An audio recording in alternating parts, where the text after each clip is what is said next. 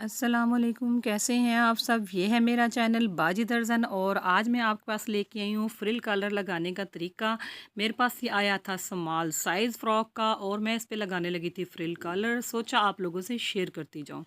अच्छा, तो frill collar में मेरी तेरे की जो पैमाइश है वो है 7.25 इंच और चूँकि ये स्मॉल साइज़ है और इसमें जो मैंने राउंड लाइन लगानी है वो 3.25 चौड़ाई और 3.25 ही लंबाई है मेरी। और उस पे मैं एक लाइन लगा के इसको इस गुलाई को मैं कट कर लूँगी। अब मैंने जो इसके ऊपर फ्रिल लगानी है वो मैंने एक चौकोर पीस लेना है, जैसे हम अम्ब्रेला के लिए लेते हैं। ये मैंने इसकी 4 तहें लगा लेनी है और जो बंद एरिया है कॉर्नर से मैं अपनी पैमाइश शुरू करूँगी। अच्छा, तो मुझे इसकी जो लेंथ है, लंबाई जौन-सी है वो 6 इंच पे मैंने निशान लगाना है फ्रिल की तैयारी के लिए। तो ऊपर कॉर्नर पे इंच स्टेप रखते हुए 6-6 इंच पे मैं निशान लगाती जाऊँगी और उसके ऊपर एक नीट सी लाइन ड्रा करूँगी। अच्छा, अब आ गई इसकी चौड़ाई की बारी। तो फ्रिल की जो चौड़ाई मुझे चाहिए 2.5 इंच और मैं ऊपर कॉर्नर से दोबारा से नीचे तक लेंथ मापूँगी तो वो मेरी बनती है 3.5 इंच। और इस 3.5 इंच में मैं दोबारा से हल्की हल्की लाइन ड्रॉ करती जाऊंगी। तो फिर मेरा ऊपर से फिर एक गोल सर्कल बन जाएगा और इस तरह से मेरी ये राउंड फ्रिल तैयार हो जाएगी। अच्छा, तो राउंड फ्रिल तैयार, हम ये फ्रिल बहुत सारे और चीज़ों पे भी यूज़ कर सकते हैं। हम अपने फ़्रॉक पे, किड्स के और आस्तीन पे कहीं भी इस तरह के डिज़ाइन हम कर सकते हैं। अच्छा, तो ये जो फ्रिल है इसको हमेशा कैंची की नोक की मदद से हमने कटिंग करनी है। अगर हम पूरी कैंची लगाएंगे तो हमारी कटिंग नीट नहीं होगी और हमें फ़ोल्डिंग करते भी प्रॉब्लम होगा।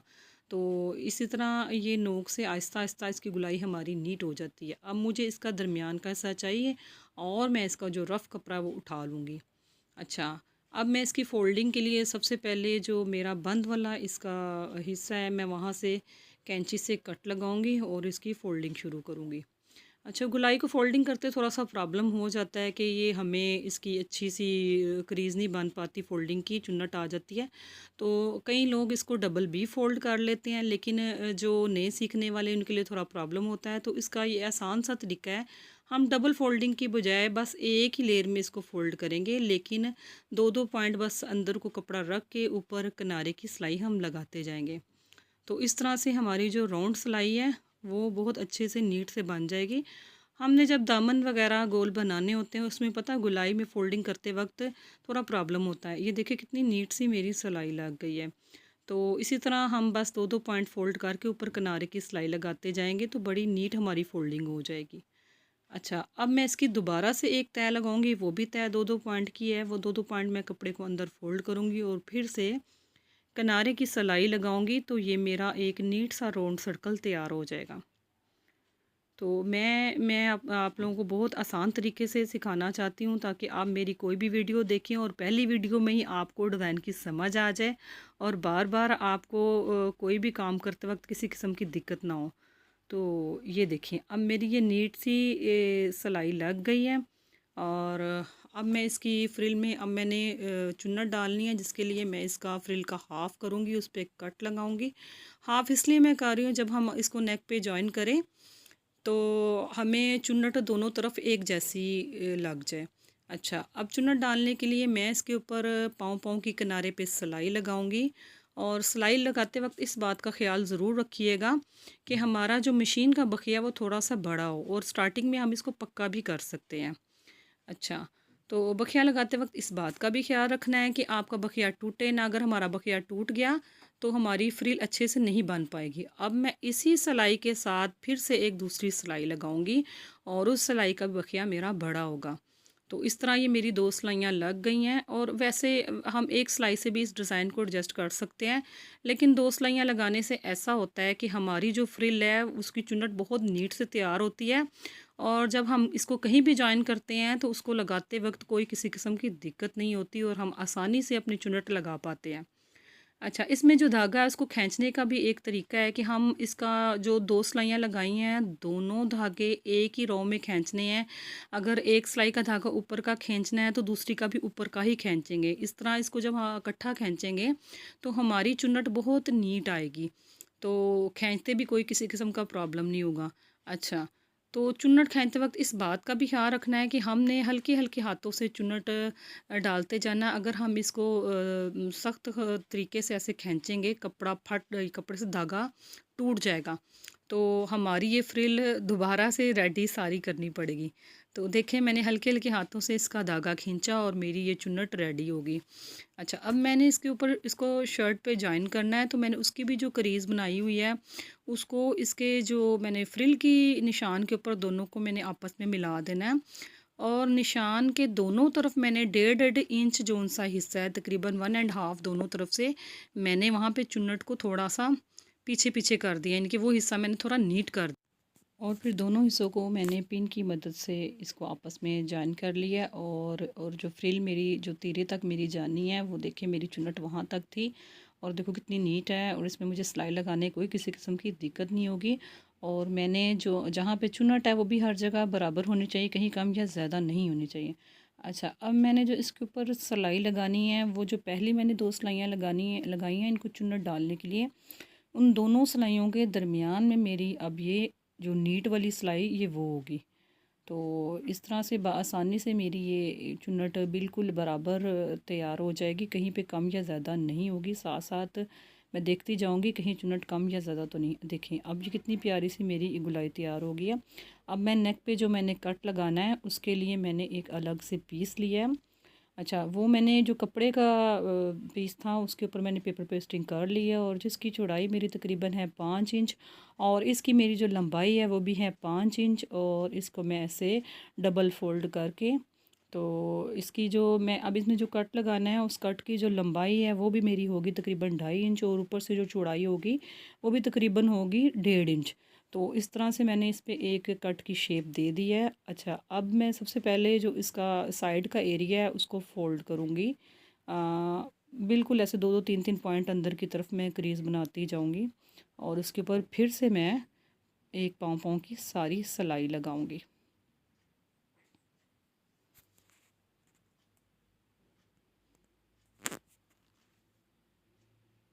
अच्छा, अब मेरी इसके ऊपर सिलाई लग गई है। अब मैं जो इसके दरमियान में जो मैंने नोक कट लगाई है उसके ऊपर भी 2-2 पॉइंट पे मैं ये पेंसिल की मदद से निशान लगाती जाऊंगी, और इस निशान को मैं फॉलो करते हुए इसके ऊपर मशीन की सिलाई लगाऊंगी।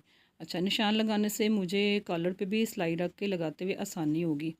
अच्छा, अब मैं इसको बिल्कुल इसके दरमियान में सेट करूँगी, और इस बात का भी ख्याल रखना है कि जब मैं इसको लगाऊँ तो आधा आधा इंच मेरा कपड़ा ऊपर से एक्स्ट्रा हो, ताकि मेरी गले की जो गुलाई है वो इसकी वजह से कोई ख़राबी ना उसमें आ जाए, इसका राउंड इसका ख़राब ना हो जाए। अच्छा, मैंने इसको फिर से दोबारा से जॉइन किया, आपस में इकट्ठा, और एक पिन से कैरी कर लिया है। और जो मैंने आधा आधा इंच बाहर निकाला है, अब मैं उसके ऊपर दोबारा जो मैंने निशान लगाया उस निशान के ऊपर सिलाई लगाऊंगी। और जब भी हमारी नोक आती है सिलाई की मशीन की, तो उस हमने नीडल नीचे रख के पाँव उठाना है ताकि हमारी नोक अच्छी से बन पाए। तो अब मैंने जो बीच में जो रफ़ कपड़ा है उसको कट कर लेना है, और रफ़ कपड़े को कट करके तो फिर इसकी जो सिलाई से जो थोड़ा सा कपड़ा एक्स्ट्रा है उस पे भी मैंने छोटे छोटे कट लगा लेने हैं। और कट लगाते वक्त इस बात का भी ख्याल रखना है कि कहीं आपका कट इतना गहरा ना हो जाए कि सिलाई भी साथ कट जाए और हमारा डिज़ाइन ख़राब हो जाए। बस नोक से आपने इस पर छोटे छोटे कट लगा लेने हैं। अच्छा, कट लगाने के बाद अब मैंने इस कपड़े की फ़ोल्डिंग कर लेनी है, जैसे हम अपने गले को पलटाते हैं सेम इसी तरह मैंने इसको पलटा लेना है, और इसको आयरन की मदद से हम नीट कर लेंगे, और इस पे फिर हमने तरपाई कर देनी है। अच्छा, अब जो मेरा इजाफ़ी जो नीचे मैंने टिकन लगाया था उसका जो एक्स्ट्रा पीस है उसके ऊपर मैं दोनों को आपस में फिर से जॉइन करूँगी, और ताकि फ्रिल के साथ वो कपड़ा अटैच हो जाए, और ऊपर मुझे दोबारा पाइपिंग लगाते इसकी गुलाई में कोई भी ख़राबी ना आए, नीट सी इसकी गुलाई बन जाए। तो दोनों तरफ मैं ऐसे जो कपड़ा पलटाया था मैंने टिकन, उसको मैंने अब जॉइन कर लिया है। और अब मैं इसकी ये देखें जो गुलाई है वो थोड़ी सी ख़राब शो हो रही है कि यहाँ पे नेक लाइन थोड़ी सी ऐसे ना उभार सा आ गया है। तो मैं इसको दोबारा से ऐसे इकट्ठा पकड़ के और इसके ऊपर से रफ़ जो कपड़ा है उसको मैं काट लूँगी।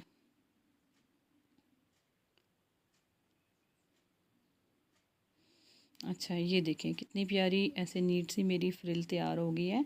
अच्छा, अब मैंने इसके ऊपर लगानी है बूट पाइपिंग, और पाइपिंग लगाने का जो एक तरीका है वो ये है कि मैंने आड़ा कपड़ा लिया है। एक तो होता है ना सीधा कपड़ा, एक होता है चौड़ाई में कपड़ा। मैंने चौड़ाई में कपड़े की लेंथ ली है, और जिसकी मैंने चौड़ाई ली है तकरीबन 1.5 इंच, और 1.5 इंच मैंने लेंथ ली है। और मैं इसको फ्रिल के नीचे की तरफ लगा के इस सिलाई लगाऊंगी।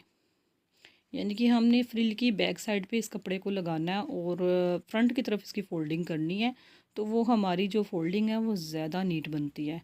अच्छा, जहाँ हमारी ये चुन्नट ख़त्म हो रही है वहाँ मैंने थोड़ा सा पक्का कर लेना है। और ये देखिए, अब जो इसका दूसरी साइड है उसके लिए जो मैंने अलग से दूसरी पट्टी काटी है, वो मैं अब इसके ऊपर लगाऊंगी। अच्छा, इसके मैंने स्टार्ट में ऐसे नहीं लगाना, मैं इसकी थोड़ी ऐसे छोड़ के जो मैंने इसको आगे बांधने के लिए यूज़ करना है, और बाकी जो कुछ हिस्सा है वो मैं इस पे ऐसे जॉइन कर लूँगी। और इसके भी स्टार्टिंग में जब मैं इसको सिलाई लगाऊंगी तो स्टार्टिंग में इसको थोड़ा सा सिलाई को डबल दफ़ा पक्का कर लूँगी, 2 दफ़ा गुजार लूँगी, ताकि ये जो हमारा हिस्सा है ये मज़बूती से साथ जॉइन हो जाए। तो बस इसी तरह आसानी से हम चुन्नट लगा सकते हैं, बहुत नीट तरीके से डबल सिलाई की मदद से। अच्छा, अब जो मेरा नीचे वाला कपड़ा जो था मैंने उसको ऊपर फ़ोल्ड किया है, और फ़ोल्ड करके अंदर को जितनी मुझे इसकी चौड़ाई चाहिए मैंने वो चौड़ाई रख ली है। और अब मैं इसके किनारे पे फिर से एक सिलाई लगाऊंगी।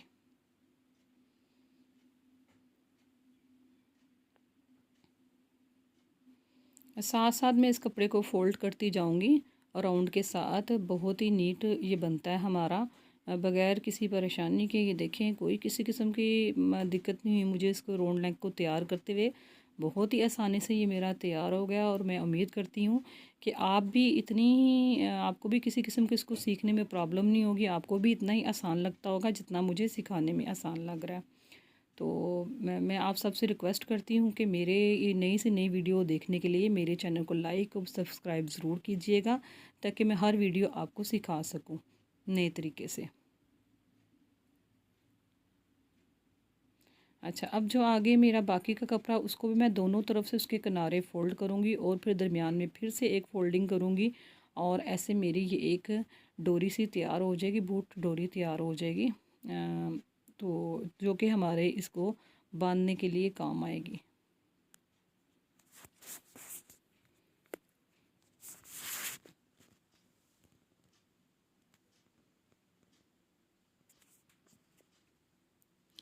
अच्छा, जितनी मुझे इसकी लेंथ चाहिए थी मैंने कट कर ली है। अब जो दूसरी तरफ मेरी फ्रिल है उसको भी मैं इसी तरह जो उसकी भी पीस मैंने इसके साथ जो जॉइन किया था पट्टी, वो भी मुझे जितना एक्स्ट्रा मैंने उसको काट लिया है।